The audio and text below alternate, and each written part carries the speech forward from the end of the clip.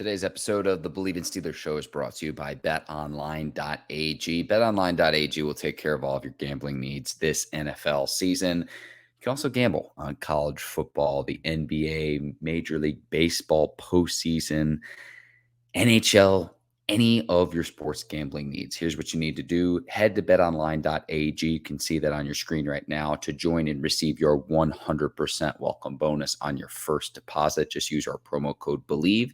That's BLEAV. You can see that on your screen right now to receive your rewards. Bet online where the game starts. All right, cue the music. It's time to start the show.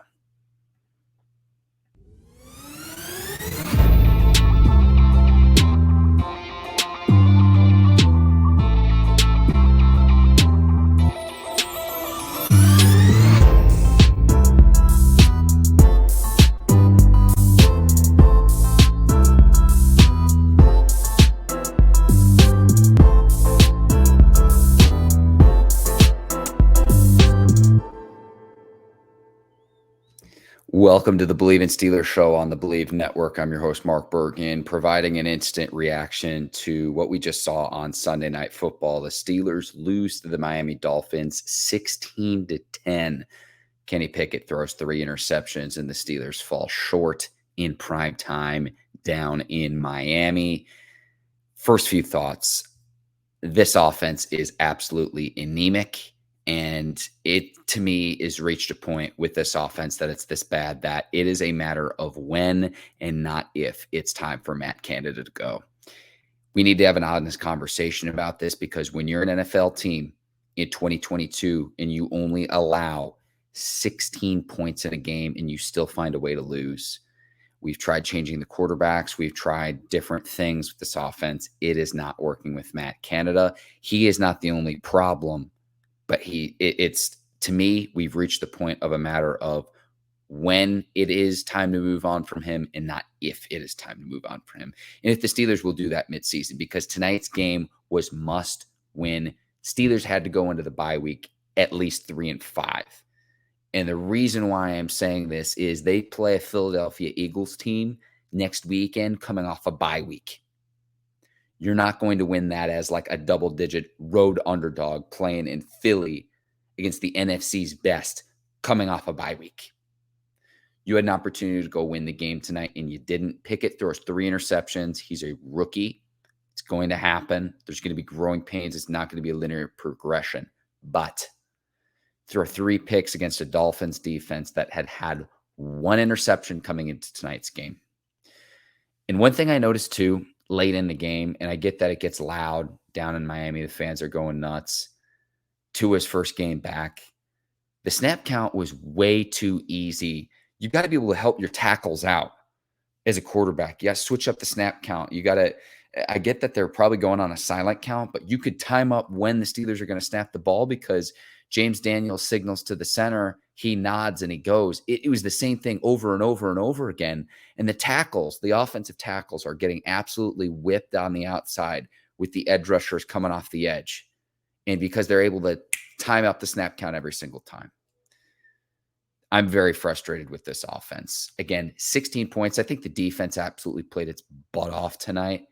No points by either team in the second half. But if you only allow 16 points in an NFL game in 2022, you should win that football game. It's not to absolve the defense. There were 4 dropped interceptions by my count tonight. Levi Wallace had 2. Cam Sutton had 1, which was probably the easiest one. And then Terrell Edmonds had 1 too. Plays that could have potentially flipped the field, flipped the moment of the game, give them that splash play that we're talking about. Didn't have it again tonight. Steelers got the running game going a little bit, 95 yards on the ground, 16-yard run from Najee Harris. Still don't have a rush beyond 20 yards this season. The Steelers do not have a rush beyond 20 yards this season. 10 points on the road in a must-win game because you're not going to beat Philly. And the Steelers are going to go into the bye week unless somehow they shock the world and pull off an upset against the Philadelphia Eagles on the road in Philly. 2-6. They're going to be sitting at 2-6 at the bye week. They could have been 3-5 in a weak AFC North division this year. I think the AFC North winner this year could be like 9-8. and you don't get it done in Miami. Just very, very frustrating. Where was the priority to get the ball to George Pickens more often? 6 of 6, 6 receptions on 6 targets, 61 yards, and an absolutely incredible touchdown. With that efficiency, why not continue to go find opportunities to get him the football? And his offense just way too predictable. Like some of the decision making on 3rd and 3, it's like they clearly don't trust to hand the ball off to Najee Harris because the offensive line can't get a push. And it's just the predictability. If it's predictable for me as a fan to watch, I can't even imagine what it's like for an opposing defense or an opposing defensive coordinator. And that's why it makes me so frustrated, because this was a winnable game tonight. And even if Kenny Pickett goes down to the field and helps the Steelers and scores a touchdown, goes down, he very nearly did it. It's very impressive. He had a couple of incredible throws on that final drive. I mean, the last interception wasn't great. Great catch by the Dolphins defensive back. And give the Dolphins credit, because they were down not just 2 cornerbacks, but in the middle of the game, Brandon Jones left the game, their safety, down 3 of their defensive backs. I know the Steelers are decimated by injuries, but Dolphins stepped up and made plays when they need to. And no points in the second half for either team. And I know that people are going to point to the 4 dropped interceptions by Steelers defensive backs. That's huge, no doubt. But by and large, if your team gives up 16 points in an NFL game, you should win that football game. You should win that football game. And I don't get it. I thought there was a little bit more creativity to get Najee involved in both the running game and out of the backfield. 3 receptions on 4 targets, get him in space. I don't think he's 100%, but I've just had it with this offense. I've absolutely had it with this offense. It's exhausting to watch. And I don't know what you could point to say moving forward that potentially it could improve. Because honestly, I think Pickett is better than Trubisky, no doubt. And Pickett should be out there from this point moving forward. So as long as he's healthy. But it's not going to be that tangible upgrade. It's not going to be that spark that head coach Mike Tomlin's looking for. In the decision-making, when they're down 13-0, to pass the ball into the flats and incomplete, and then to trot out Chris Boswell, and he gets 3 points from about 45 yards out. You're down 13. It's 3rd and 3. Why not try to run the ball? And if you don't get it, maybe go for it on 4th down again. And maybe you can move the chains. Maybe potentially you can score a touchdown, because points are a premium with this offense right now. But it's 3rd and 3. Pass the ball into the flats. It's an incomplete. You just try to pick up the conversion to convert on 3rd down. But clearly you don't trust your running game to be able to pick that up for you. And I know that this offensive line, I go back to the last 1st or 2nd round pick the Steelers picked in the NFL draft on the offensive line, 2012, David DeCastro. You got to go all the way back. The cupboard's bare right now for the Steelers, where it's just like, from a talent standpoint, it's like when you go grocery shopping and then you pull from the cupboard and you pull from the cupboard and the fridge and everything. Eventually, you're going to run out of groceries. And the Steelers' offensive line cannot get that push that they're looking for. Steelers did run the ball for 95 yards tonight on 23 rushes, 4.1 yards per carry. But where's that home run threat out of the backfield? You still don't have a rush beyond 20 yards? How is that even possible through 7 weeks of play? To where it's like, what's your offensive identity right now if you're the Steelers? And this is why I'm very critical, and I've just had it with Matt Canada. I've reached the point where it's like, again, it's a matter of if and not when for his time in Pittsburgh. And because this was supposed to be the offense that he wanted to run, that you couldn't run with Ben Roethlisberger, given his limitations through 18 seasons in Pittsburgh in terms of having a mobile quarterback and being able to move receivers side to side and run jet sweeps and run motion and roll the quarterback out of the pocket and do all of these exotic things that haven't resulted in points, that haven't resulted in big dynamic plays. The Steelers' offense, the sum doesn't equal its parts. When Pat Freiermuth has 7 touchdowns as a rookie, when Chase Claypool has 11 touchdowns as a rookie in the 2020 season, when Deontay Johnson's a Pro Bowl wide receiver a year ago. Same thing with Najee Harris out of the running back position. You see what you have in George Pickens, who's going to be a special player in this league. The sum doesn't equal its parts. So who do you point to? What do you point to for the struggles? It's the coordinator. It's the play calling. It's putting those players in a position to succeed. It's the offensive line. Najee's probably not 100% either. That doesn't help. But the sum does not equal its parts with this offense. And I get that each of those skill position players I just named is 25 and younger. I certainly understand that. So I didn't expect them to be all world. I didn't expect them to be all pro week 1 of the season.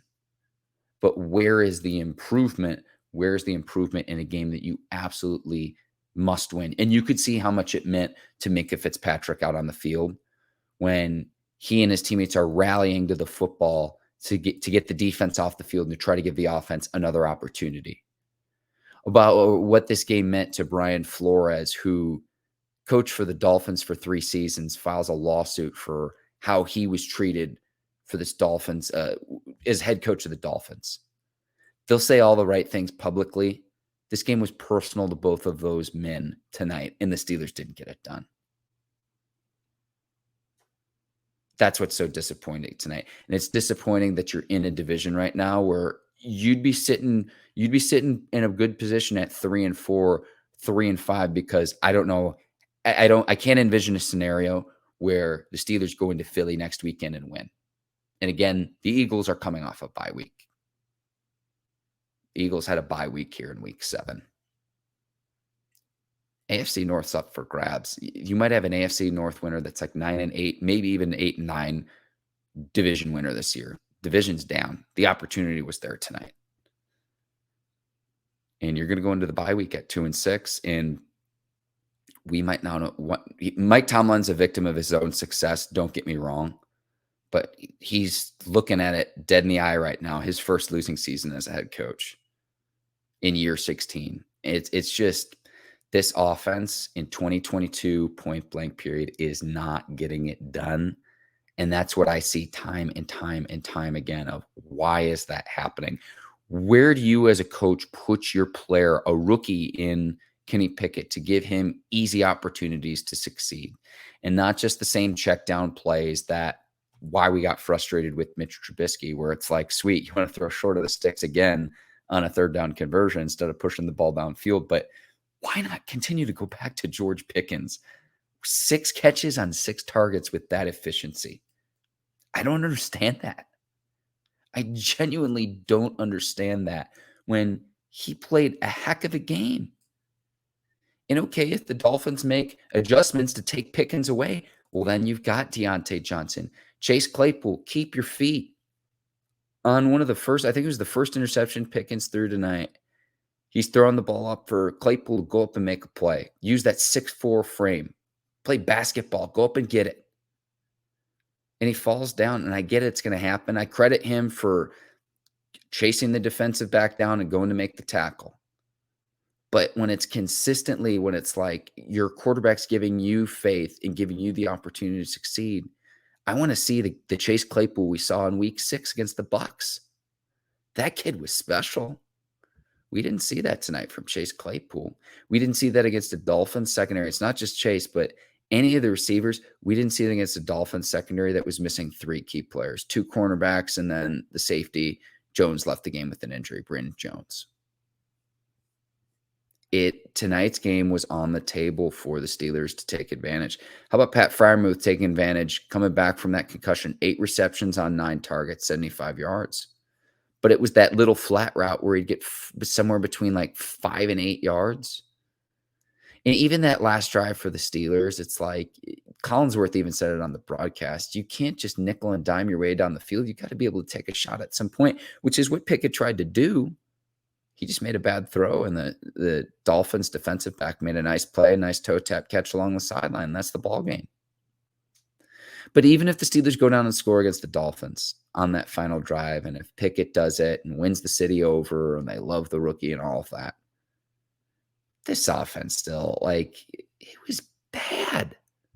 It was terrible. somewhat credit the Dolphins, yeah, and the Dolphins will probably be a playoff team if Tua can remain to stay healthy. But this offense was terrible. It was absolutely terrible.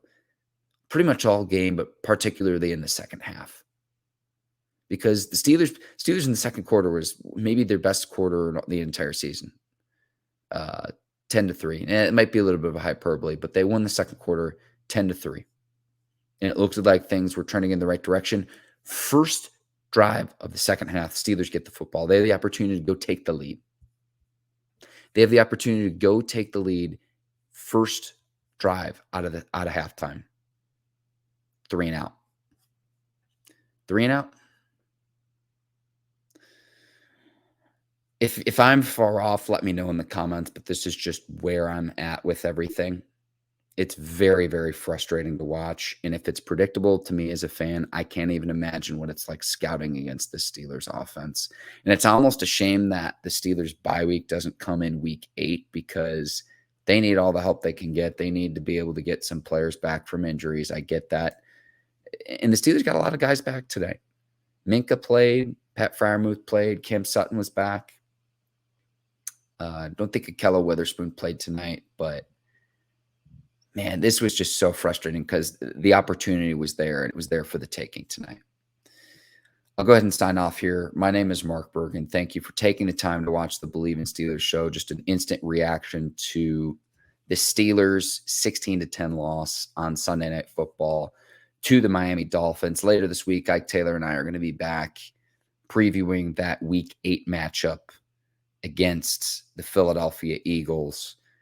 Just seeing this line open up, and the Eagles are a 10-point favorite. I'm curious to see if the line moves further in Philly's direction, because this Steelers offense right now, to say points are a premium is being polite.